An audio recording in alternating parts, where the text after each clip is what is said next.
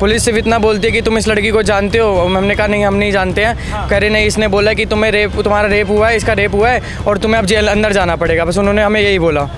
High court के अंदर भी लड़की ने जो अपना बयान दिया, उसने खुद बताया कि जी मैं इस लड़के को जानती नहीं और मेरे को इन लोगों माफिया लोगों ने क्या इसके ऊपर केस लगा दिया। बच्चियों को ये गैंग समाज में चल रहा है, जो छोटी छोटी बच्चियों को यूज़ करते हैं और उनके कहने पे झूठे इल्ज़ाम लोगों पे लगाए जाते हैं और मासूमों को इनमें फंसाया जाता है और ताकि उनके संपत्ति, उनके कुछ पैसे को हड़प लिया जाए। आज देश की राजधानी दिल्ली से हम आपको एक ऐसी खबर बताने वाले हैं, अगर आप सुनेंगे तो वाकई में आपके पाँव के नीचे से ज़मीन खिसक सकता है।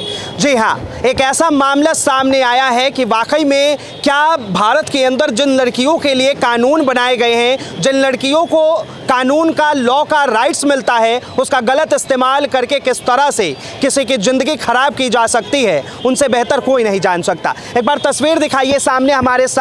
और इस वक्त 30 हजारी कोर्ट का ये परिसर और साथ में बहुत सारे वकील और एक लड़का। उस लड़के की ज़िंदगी ख़राब हो गई क्योंकि उसके ऊपर जो है गैंग रेप, पॉस्को, तमाम चीज़ें लगाई गई और उसे आज 5 साल बाद 30 हजारी कोर्ट से बाइज्जत बरी मिली है। सबसे पहले जुड़ते हैं उनके साथ, बातचीत करते हैं। ये बताइए, पूरा जो ये प्रोसेस चला, आपके ऊपर जो रेप के केसेस लगे थे, किस तरह से लगे थे केसेस? मैं तो लड़की को जानता भी नहीं था। लड़की ने पता नहीं कैसे पुलिस को बोला कि इसने मेरा रेप किया और मुझे उठा लिया गया था उसके बाद रात में। और उसके बाद मुझे पूरा 1 साल जेल के अंदर रखा, जिसकी वजह से मैं थोड़ा सा मेंटली टॉर्चर रहा। मेरे को स्कूल में मेरी पढ़ाई भी नहीं हो पा रही थी उसकी वजह से, और उसकी वजह से मुझे जॉब भी नहीं मिल पा रही है। कितने साल के थे उस वक्त आप? मैं उस समय 18.5 साल का था। 18.5 साल के थे। और कौन सी क्लास में पढ़ाई चल रही थी? ये मेरा फर्स्ट ईयर चल रहा था बैचलर्स का। अच्छा, ग्रेजुएशन। क्या आपको पता था कि आपने किसी लड़की का रेप किया है? नहीं, बिल्कुल नहीं है, मुझे नहीं पता था ना, मैं उस लड़की को जानता भी नहीं था। हाँ। और उस लड़की ने बस इतना ही बोला था कि मैं इनसे बात करती थी और मेरे साथ मेरे भाइयों ने और इसने मिलके मुझे बुलाया और इसने मेरा रेप किया है। अच्छा। गैंग रेप किया है। बस पुलिस आपको बुलाती है, फिर क्या होता है? पुलिस सिर्फ इतना बोलती है कि तुम इस लड़की को जानते हो। हमने कहा नहीं, हम नहीं जानते हैं। कह रहे नहीं, इसने बोला कि तुम्हारा रेप हुआ है, इसका रेप हुआ है और तुम्हें अब जेल अंदर जाना पड़ेगा। बस उन्होंने हमें यही बोला। इतना बोला और उसके बाद आपकी गिरफ्तारी? उसके बाद हमारी गिरफ्तारी हो गई, हमें जेल में डाल दिया गया। तो देखिए किस तरह से ये शर्मसार करने वाली बात है कि एक पुलिस अधिकारी, दिल्ली पुलिस का अधिकारी, दिल्ली पुलिस पर जिस तरह से आम जनता अपना भरोसा जताती है, वो दिल्ली पुलिस किस तरह से बिना किसी भी चीज़ का जांच किए, बिना किसी चीज़ को परखे, वो किस तरह इसे बुलाती है। इनके ऊपर गैंग रेप का आरोप लगा था, पॉस्को एक्ट लगा था और उसके बाद इन्हें जो है गिरफ्तार कर लिया जाता है। उसके बाद इनसे पूछा नहीं जाता कि क्या आपने रेप किया था, क्या मेडिकल हुए। अब ये तमाम चीज़ जानने के लिए हमारे साथ यहाँ पर वकील लीगल टीम है, इनसे जुड़ते हैं, इनसे बातचीत करते हैं। सर, आपका नाम?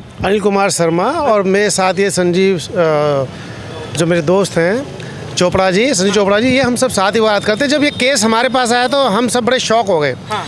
जब लड़के से इस लड़की ने कभी से मीटिंग ही नहीं करी। हाँ। एक दूसरे को भी देखा ही नहीं, उसके बाद एक गैंग रेप लगा दिया। हाँ। और जब मैटर हमने परसू किया तो पता चला कि किस तरह इसको प्लांटेड करके एक जो प्रॉपर्टी माफिया थे उन्होंने किस तरह इसको फंसाया। हाँ। और जबकि हाई कोर्ट के अंदर भी लड़की ने जो अपना बयान दिया, उसने खुद बताया कि जी मैं इस लड़के को जानती नहीं और मेरे को इन लोगों माफिया लोगों ने क्या इसके ऊपर केस लगा दिया। लेकिन जब पुलिस ने उसके बाद भी उन माफिया लोगों कोई आज तक कार्रवाई नहीं करी, जबकि इसको कोर्ट ने बाइज्जत बरी किया। बाकी मेरे दोस्त ये संजीव चोपड़ा इस केस के बारे में बताएंगे। इस केस में पुलिस की भूमिका बड़ी ध्यान देने वाली बात है। रेप का, गैंग रेप की एक कॉल होती है, गैंग रेप की कंप्लेंट लॉन्च होती है। पुलिस ने ये तक पता करने का प्रयास नहीं किया क्या ये लोगों ने कभी फ़ोन पे बात करी है, क्या इनके फेसबुक से कभी कोई बात हुई है, ये कुछ भी पुलिस ने नहीं किया। ये सारा इंसिडेंस देखिए, ये FIR लॉन्च होती है 28 जुलाई 2019 में। उसके बाद में इमीडिएटली अरेस्ट करने के बाद में हफड़ा तफड़ी बरी मिली है आज। इन्हें अरेस्ट हो जाते हैं, उसके बाद इन्हें जेल भेज दिया जाता है। इनकी बेल एप्लीकेशन लगाई जाती है 4-5 बार, कहीं से इन्हें बेल नहीं मिली है। उसके बाद में बेल एप्लीकेशन हम लगाते हैं हाई कोर्ट में, वहाँ पे जाके हम बताते हैं, हाई कोर्ट के संज्ञान में लाए कि आज तक इन्वेस्टिगेशन ही नहीं हुई इस केस में। बड़ा इंटरेस्टिंग फैक्ट था, बिना इन्वेस्टिगेशन पुलिस ने एक चार्जशीट फाइल कर दी। सर एक चीज़ जानना चाहूँगा, यहाँ पर एक लड़की आती है थाने के अंदर जाकर, वो एफआईआर लिखवाती है कि उसके साथ गैंग रेप हो गया, पोस्को एक्ट में उसकी एफआईआर दर्ज हो जाती है, लेकिन क्या पुलिस का यहाँ पे क्या राइट्स बनता है कि वो पहले जांच करे या फिर पहले जो आरोपी है जिसके ऊपर आरोप लगा है उसको गिरफ्तार करे? इसमें ऑनरेबल हाई कोर्ट की काफ़ी सारी जजमेंट्स हैं, बहुत सारे लॉज हैं, वही कहते हैं पुलिस को पहले इन्वेस्टिगेशन तो करनी चाहिए, क्या उसमें वो फैक्ट में सही है या नहीं हुआ। ये सब हाई कोर्ट के ऑर्डर के बाद में इन्वेस्टिगेशन हुई, जिसमें पुलिस ने इनके पूरे फेसबुक के अकाउंट निकाले, लड़की के फेसबुक के अकाउंट निकाले, मोबाइल के सारे ट्रैक किए। इसी पे चल के दिल्ली पुलिस के अंदर में एक गाइडलाइंस बनी कैसे रेप केस इन्वेस्टिगेशन करनी चाहिए। लेकिन पुलिस ने पहले ही इन्वेस्टिगेशन नहीं करी और विदाउट इन्वेस्टिगेशन किए हुए इन्हें तो जेल भेज दिया। ये तो वो लड़की और इनके बीच में कुछ कॉन्ट्राडिक्शन हुआ, कुछ पैसे की बंटवारे को लेके कुछ डिस्प्यूट पैदा हुआ, फिर लड़की अपनी बातों से मुकर गई। मतलब साफ तौर पे जो है जिस गैंग रेप को इस लड़के ने अंजाम ही नहीं दिया, उस वजह से जो है इसे जेल डाल दिया। उस वजह से ये जेल में रहा। ये लड़का रहा, इसका एक रियल ब्रदर है और इसका कज़न ब्रदर है। तो तीन बच्चे 2 जुवेनाइल थे, तो इसलिए वो जुवेनाइल कोर्ट के अंदर में उनका मुकदमा चला। इनका हाई कोर्ट यहाँ पे डिस्ट्रिक्ट कोर्ट में चला। ये यहाँ पे जब काफ़ी इन्वेस्टिगेशन हुई, उसके बाद में पुलिस ने अपनी रिपोर्ट फाइल करी। जज साहब ने भी एक काफ़ी लंबी जजमेंट 22 पेज की इसमें दी है। उन्होंने बड़ी क्लियर कट इसमें डायरेक्शन अगर आप देखें उन्होंने दिया हुआ है कि उन्होंने डीसीपी साहब को ये लिख के दिया है कि इसमें इन्वेस्टिगेशन किया जाए। लड़की ने कहा कि मेरे साथ में सोनू, कुलदीप कौर, राजीव मिश्रा, अमनदीप सिंह, अमृत कौर और सारे लोगों ने मिलके मुझे ये सब करने के लिए कहा। लेकिन बड़ा इंटरेस्टिंग फैक्ट ये था कि वही पुलिस जिसने उस लड़की के ये कहने से कि रेप मेरे साथ हुआ है, वो एफआईआर तो रजिस्टर कर दी। वो लड़की जाके थाने में स्टेटमेंट देती है, हाई कोर्ट में स्टेटमेंट देती है, वो कोर्ट में स्टेटमेंट देती है। पुलिस एफआईआर लॉन्च नहीं करती है, जिसमें वो कहती है कि साहब मेरे को इन्होंने फंसाया था, मेरे को इन्होंने प्रवोक किया। जिस लड़की ने गैंग रेप का आरोप लगाया वो लड़की कोर्ट में आकर मुकर जाती है।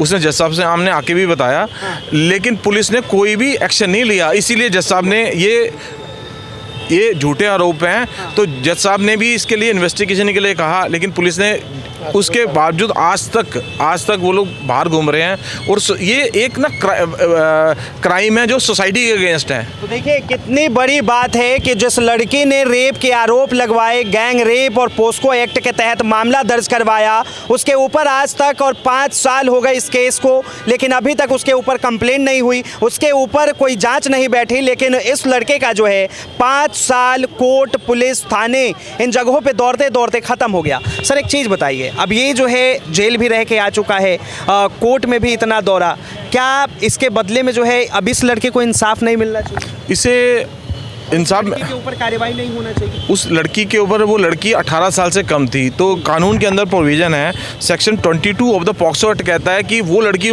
जो माइनर होगी उसके ऊपर आप कोई एफआईआर नहीं कर सकते। अगर ये मेजर होती है तो एफआईआर रजिस्टर्ड हो जाती है उस पर। लेकिन जो उसके को एक्यूज थे, जिनके कहने पे उसने किया, उनके ऊपर एफआईआर रजिस्टर्ड होनी चाहिए। पुलिस ने वो सारी की सारी चीज़ें ही गोलमोल कर दी, उसमें कोई एक्शन नहीं लिया। अच्छा। तो अब इसमें बड़ा सा देखें कि छोटी छोटी बच्चियों को, ये गैंग समाज में चल रहा है जो छोटी छोटी बच्चियों को यूज़ करते हैं और उनके कहने पे झूठे इल्ज़ाम लोगों पे लगाए जाते हैं और मासूमों को इनमें फंसाया जाता है, और ताकि उनके संपत्ति, उनके कुछ पैसे को हड़प लिया जाए। ऐसे कितने केसेस होंगे? ऐसे बहुत सारे केस हैं। ये एक ऐसा केस है जो थोड़ा संज्ञान में आ गया। अगर आप समाज में देखें तो बहुत सारे ऐसे केसेस होंगे। अच्छा, बात करें अगर इस केस की, तो इसमें जो है आपको कितना टाइम लग गया सर? अब हमने अभी 2023 में जाके इसमें जजमेंट आई है। लगातार काफ़ी मेहनत करनी पड़ी। इसमें काफ़ी ज़्यादा कुछ पुलिस ऑफिसर्स अच्छे थे जिन्होंने बहुत अच्छा अपना योगदान दिया, फेयर इन्वेस्टिगेशन करी, ताकि जो सच्चाई है वो सबके सामने आ पाए। लेकिन आप ये भी मानते हैं कि अगर पुलिस जो है उस वक्त ही अगर सही से जांच की होती तो इस बच्चे को जो है 5 साल का समय नहीं लगता? अगर देखिए क्या होता है रेप केसों में, अगर जैसे कि डॉक्यूमेंट्री और टेक्निकल जो हमारे पास जो इनके पास सिस्टम साइंटिफिक इन्वेस्टिगेशन करते, तो पहला तो पार्ट ये यहाँ से क्लियर होता, रिपोर्ट दर्ज करने का मतलब नहीं है सीधा उठाया और उसको अंदर भेज दे। इन्वेस्टिगेशन मतलब ये है कि बिना किसी पक्षपात किए हुए संपूर्ण तथ्यों पर विचार करते हुए साइंटिफिक तरीके से पुलिस को इन्वेस्टिगेशन करना चाहिए था। और in spite of this fact when the girl has stated in the honourable high court also कि मुझे इन लोगों ने ये केस करने के लिए बताया था और इसलिए मैंने केस किया। जब लड़की के बयान पे FIR हो गई और इसको जेल में डाल दिया, आज वही लड़की जब बयान दे रही है कि इन लोगों ने मेरे को प्रोवोक किया, इनके खिलाफ केस करने के, तो उनके खिलाफ कोई कार्रवाई नहीं की गई। अब पुलिस रिमेन साइलेंट है, वो सो रही है। एक चीज़ बताइए सर, रेप केसेस में ये भी देखा जाता है कि लड़की का जो है सबसे पहले मेडिकल कराया जाता है, लड़के का मेडिकल होता है, तो क्या इस केस में इस तरह नहीं हुआ? मेडिकल कराना न कराना एक अलग चीज़ है। रेप कोई भी FIR होती है तो FIR के बाद इन्वेस्टिगेशन जरूरी होना चाहिए और इन्वेस्टिगेशन होना चाहिए जो कि फेयर मैनर में हो, जिससे पता चले भाई कोई दोषी, जो भी दोषी हो वो अंदर जाए और जो निर्दोष हो बाहर रहे। कानून तो यही कहता है। लेकिन इस केस के अंदर जब हाई कोर्ट के संज्ञान में आने के बाद भी दिल्ली पुलिस अभी सो रही है, वो कोई कार्रवाई नहीं कर रही। जो भूमि माफिया हैं, इनको प्रॉपर्टी हड़पने इसका 5 साल जो डिस्टर्ब चला गया, एक समाज में लड़के जो कैरियर चौपट हो गया, ये उस समय फर्स्ट ईयर में पढ़ाई कर रहा था, पढ़ाई डिस्टर्ब हो गई, सामाजिक जो इनका बहिष्कार कर दिया, जो बच्चा कहीं नौकरी के लिए जाता है उसको नौकरी नहीं मिल रही, इसका जिम्मेवार कौन? इसके लिए दिल्ली पुलिस जो रिमेन साइलेंट है। अगर वो आज की डेट में अगर FIR लॉन्च करते हैं भूमि के खिलाफ तो नेचुरली इसको न्याय मिलेगा, एक समाज में एक अच्छा मैसेज जाएगा कि इस कानून का कोई दुरुपयोग ना करे। तो देखिए, साफ तौर पे इन्होंने बहुत अच्छी बात कही है कि आखिर इस बच्चे के जो 5 साल गए हैं उसके जिम्मेदार कौन, और इस बच्चे को अब नौकरी नहीं मिल रहा, पढ़ाई ख़त्म हो गई एक झूठे केस के वजह से। उनके पिता हैं, उनसे बात करते हैं। सर, 5 साल लगे इस केस में, आज बड़ी मिली है आपके लड़के को? ये सिर्फ हमारे वकील साहब के दौरान में हुआ है, अन्यथा हमने देखा यहाँ पर में कि इंसाफ मिलता नहीं है। हमारा बच्चा 1 साल अंदर रहा और 1 साल सिर्फ वही नहीं रहा, हमारा पूरा परिवार अंदर रहा। जब ये गैंग रेप के केस आपके लड़के पे लगा था, उस वक्त आप कहाँ थे? आपके दिमाग में क्या है? हमारे दिमाग में कुछ नहीं था। मैं पूरे परिवार के साथ में खाटू श्याम जी मंदिर गए थे। हम रात को करीबन घर में रात को 2 बजे के आसपास में आए। आने के बाद हम अपना बैग ही लगेज ही खोल रहे थे अभी, ताकि पुलिस वाले वहाँ से घर में आए अंदर में। उन्होंने कुछ नहीं बोला, सिर्फ उन्होंने नाम पूछा कि ये बच्चे यहाँ पर में हैं, दोनों मेरे बच्चे हैं, बेटा ये वाला एक छोटे वाला बेटा है। उनको उठाया, सीधा थाने में लगे और मैं बोले सीधा थाने में पहुँचिए।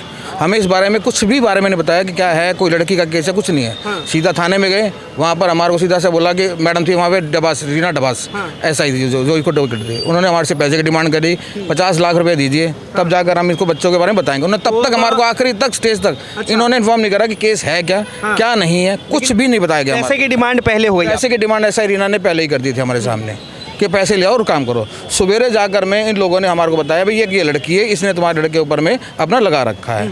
हमारे पर में राजीव मिश्रा और मेरी छोटी बहन। आप क्या काम करते हैं? मैं मिनिस्ट्री ऑफ डिफेंस में जॉब करता हूँ, गवर्नमेंट सर्वेंट में। और 2011 से इन लोगों ने, मेरे लैंड माफिया ने मेरे प्रॉपर्टी के ऊपर में कब्जे के दौरान मेरे पे कई केस डाल रखे हैं, जो कि कई केस में मैं बरी हो चुका हूँ। ये पूरा विवाद जो है प्रॉपर्टी को लेकर था, और लेकिन आपके बच्चों के ऊपर जो है गैंग रेप का केस अब तक मेरे प्रॉपर्टी पे कब्जा नहीं कर पाए। और मैं अब तक उनसे लड़ रहा हूँ 2011 से। थाना पुलिस स्टेशन पश्चिम विहार में मैं अनगिनत कंप्लेंट दे रखा हूँ, लेकिन पुलिस प्रशासन ने मेरे कोई भी मदद नहीं करी। आज तक एक के ऊपर में भी सुनवाई नहीं करी। इसी के दौरान जब वो थक गए और कुछ सवाल नहीं सूझा तो उन्होंने मेरे मासूम बच्चों को उठाकर में अंदर करवा दिया। आपने बताया आपके बच्चे स्कूल में थे उस वक्त भी? मेरा छोटा बेटा जो था वो उस टाइम पर 11वीं क्लास में था। वहाँ से उसको एक रेपिस्ट के नाम से लेकर में 20 क्लास से उठाकर में स्कूल से निकाल दिया गया, जिसकी शिकायत भी मैंने पुलिस थाने में करी, बट उसके ऊपर में भी कोई सुनवाई नहीं करी और उन लोगों ने उसका नाम काट दिया उठाकर में। और मेरे छोटे बच्चे को जो है रेपिस्ट बताकर स्कूल के अंदर से निकाल दिया गया, इनके बड़े लड़के का कैरियर खराब कर दिया गया। तो ऐसे में आप लोग भी सावधान रहे, सतर्क रहे, और जिन लड़कियों को अगर इस तरह की आज़ादी मिलती है उसका गलत इस्तेमाल ना करे। और साफ तौर पे पुलिस को, जिस तरह से दिल्ली पुलिस के ऊपर आज सवाल खड़े हो रहे हैं, उनको भी निष्पक्ष होकर हर एक मामले को जांच करने की ज़रूरत है और निष्पक्ष तरीके से जो भी चीज सामने आए उसे रखने की जरूरत है। फिलहाल के लिए इतना ही। कैमरा जर्नलिस्ट हरनाम धवन के साथ मैं Vinayak Kumar, Delhi up to date.